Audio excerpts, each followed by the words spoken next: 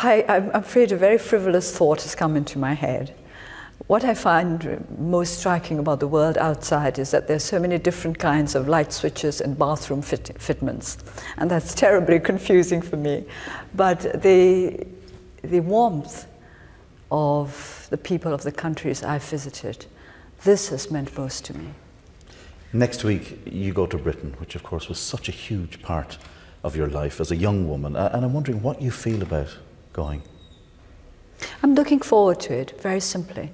I want to see old friends again and to rediscover old places where I've been happy.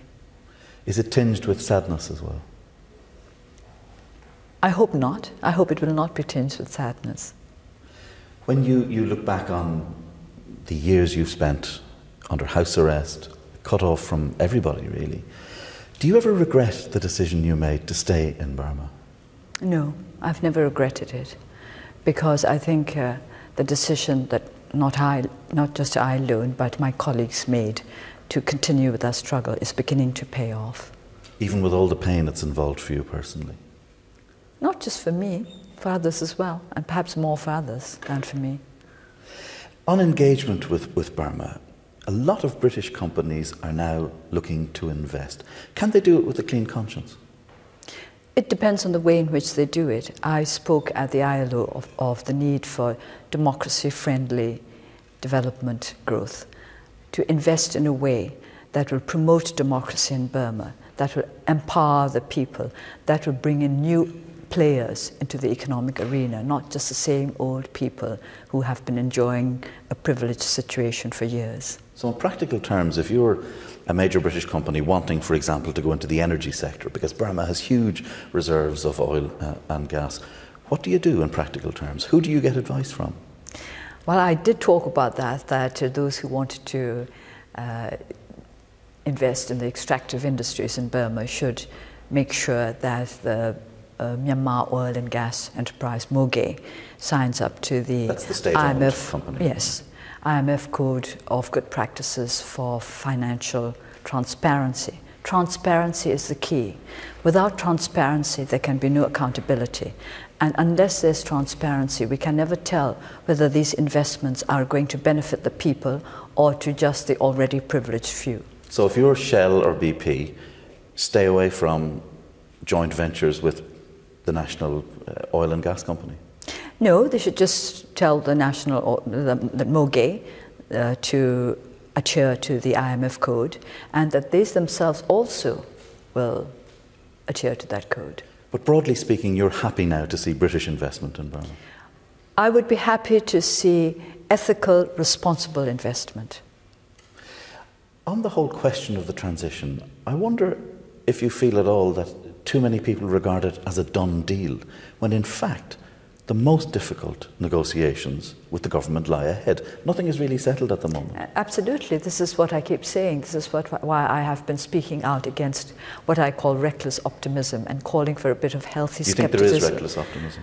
Yes, and there is, and I called for healthy skepticism, which I must say was translated in the state newspapers as promoting the good health of negativity, which is a lot of nonsense. But I think we do need a bit of healthy skepticism in the sense that we need to be aware of the many challenges that still lie ahead. On that as well, you've seen in the past week terrible ethnic violence, 30,000 people displaced, and the President, your main negotiating partner, has warned that this could derail the transition. Do you share his fears? We all share in such fears, in the sense that we are concerned that things should not get worse and worse. But I would also like to point out that if there had been rule of law in our country, these communal disturbances would not have come to such large proportions. What do you mean by that?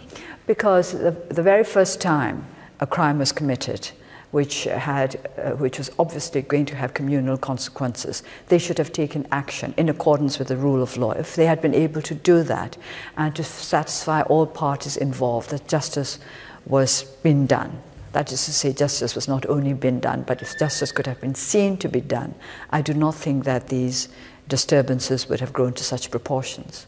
One of the other concerns that's been raised in recent weeks is that the huge focus on you distracts from the really sensitive question of negotiations. And when you saw, for example, the President, your partner in negotiations, pulling out of an event in Thailand because he feared being upstaged by you.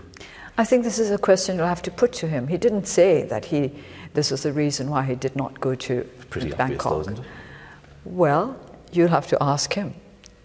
But do you worry about the kind of superstardom that surrounds you now? I never think of myself as a superstar. I always think of myself as the recipient of a lot of kindness and warmth, for which I'm grateful. The general elections are due in 2015, and that is seen by most people as the moment of truth for a transition to full democracy. But nothing has been negotiated with the government. What for you is the key thing that you've got to achieve in negotiations soon?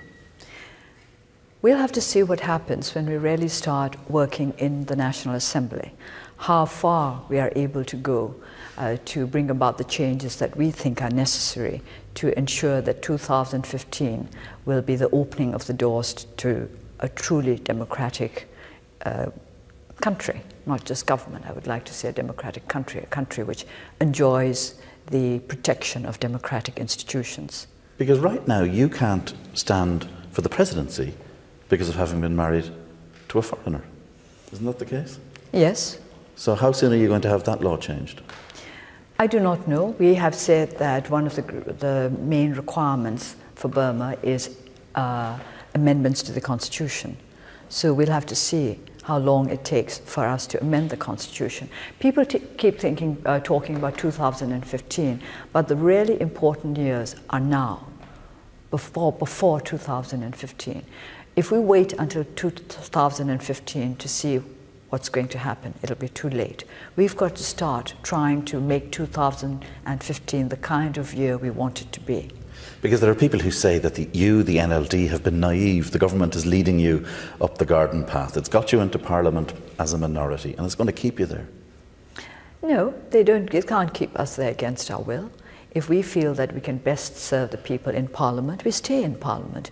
We decided to run for the by-elections because we thought that we could serve the people better. We will, of course, be carrying on with our extra parliamentary activities as we have been doing for the last 24 years. But at the same time, we will be expanding our activities to include Parliament. Do you believe that the NLD is really ready for power? Because a lot of the comment that comes back, admittedly not in public, perhaps because people are in awe of you and don't want to say it, is that the NLD is disorganised. It's hard to know who makes what policy or who speaks. Well, it's true that we are still in the process of reorganising the NLD.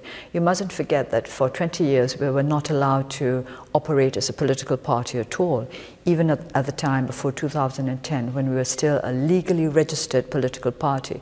We were not allowed to recruit new members. All our offices, practically all our offices apart from the headquarters, were shut down. Many of our best people were in prison. And it's only since January that we have been allowed to operate again as a political party. Obviously, we can't be organised completely overnight, if ever a political party is totally organised. But do you accept there's some validity to that criticism? Oh yes, we are working on it. We have to start from the grassroots level. We have to start with the village conferences and then coming up to the national conference. I mean, you clearly have a sense of destiny about the future, about leading Burma. Do you think you will, within the next few years? And you always say, I know that it's not about you, that it's not about you, that it's about the movement. I don't know what you mean actually by a sense of destiny. I know what we are working towards. I know what our goal is. And I do believe that we'll get there. Not perhaps along too straight a road, and certainly it's going to be difficult, but I do believe that we'll get there.